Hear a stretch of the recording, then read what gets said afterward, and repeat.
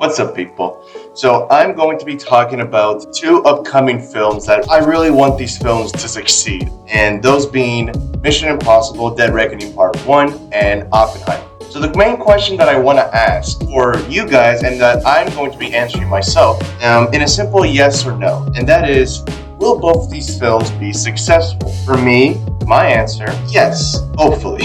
So I'm going to be going over certain details as to why I personally believe that these films could be successful in their own reasoning. Just so you guys understand, a lot of these detailings are going to be pretty brief, mainly because I am basing them strictly off of both trailers. So keep that in mind. But there will be one little detailing that I have read from like an article when it comes to Oppenheimer.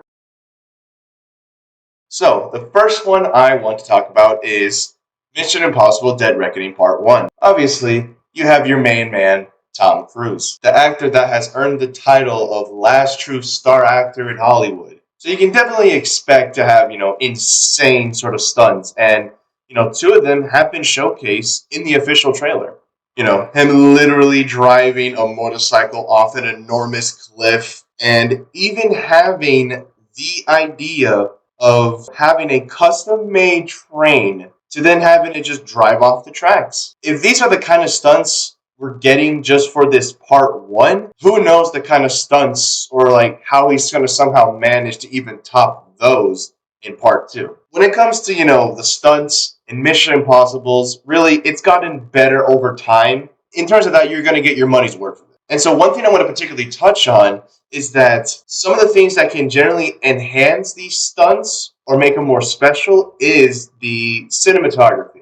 Certain shots that can make us appreciate those stunts. An example of that can be from Rogue Nation, where Tom was holding onto the side of the plane, and while it was taking off, we get a clear shot of just how high he was going. And again, it makes that shot more special since we're able to see just like wow, this guy is crazy as hell.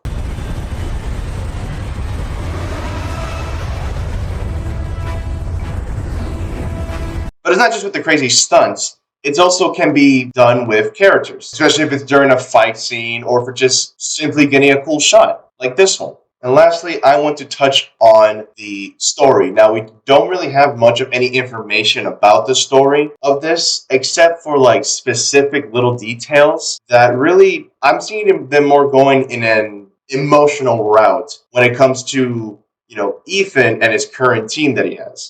If anything happens to them, there's no place that I won't go to kill you. That is written. If there's one thing I could say that I really hope they don't pull, I really hope they do not fucking pull an Indiana Jones and just, decide to disservice the fucking character. So now I'm going to be talking about Oppenheimer. So right off the bat, it's based on a true event. And not just any true event, it is the one that after J. Robert Oppenheimer himself has, witnessed the atomic bomb go off with his very own eyes, and then has been quoted, quoting someone else's quote, saying, "Now I am become death, the destroyers of worlds." And really, it's a fitting quote. If there's one thing that I believe this film will accomplish well visually, is just pure tension. Especially from the trailer. Like, that was the kind of expression that I was at least getting. Like, especially certain shots from, like, the character that's playing Oppenheimer. Like, I don't know, that's the kind of expression I get because you've literally made a fucking bomb. You're gonna have, like, these sort of, thoughts running in your head and, the feeling in your body, like, I guess, being tense about this. I do believe that is, like, among the kind of, direction that they want to implement throughout this film. Now, what makes this film extra special is that it will supposedly have zero CGI. During an interview, Christopher Nolan had a mention on graphical effects saying that they tend to feel a bit safe. Atoms, molecules, those interactions, those energy waves.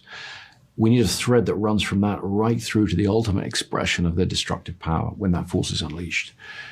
It has to live in the same family. And I think computer graphics, they're very versatile. They can do all kinds of things, but they tend to feel a bit safe. So really, with that thought in mind, now going back into the trailer, it generally has me quite interested for like certain shots that they're going to be having with the bomb going off and then seeing all of these, different molecules and particles of it just really trying to capture an exploding bomb in a visually realistic manner with practical effects.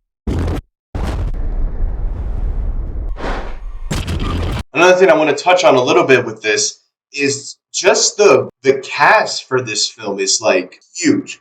I mean, just to name off a few, you got Cillian Murphy, the one playing Oppenheimer. You got Robert Downey Jr., Emily Blunt, Matt Damon, Rami Malek. You even got Gary Oldman and other members as well. If you want to go look it up, seriously look it up. There's just so much people in this. And then lastly, with the praise of Nolan, to watch this film on IMAX, I can definitely see why. You can be so much more immersed into this film, especially when you get rid of those, black bars on the top and bottom, and it will just look so much crispier. Not only that, I have also heard that they're going to try to, throughout the story of this, to really put you in the perspective of Oppenheimer. It's really going to help you get a better idea of Oppenheimer himself. So you're going to be seeing essentially what he is seeing. That is it. Those are the reasons as to why I believe both of these films will succeed with their own reasoning. Whether it's the crazy stunts that we are expected of Tom Cruise in doing in making it your money's worth, or to basing a true event around the atomic bomb and calling yourself the destroyers of worlds. Overall, I am excited for both of these films, and I cannot wait to do review videos on them. And if there's any sort of details that, I have missed that I didn't really mention, and you guys want to put it down in the comments, and yeah, that'd be much appreciated. But anyways, later.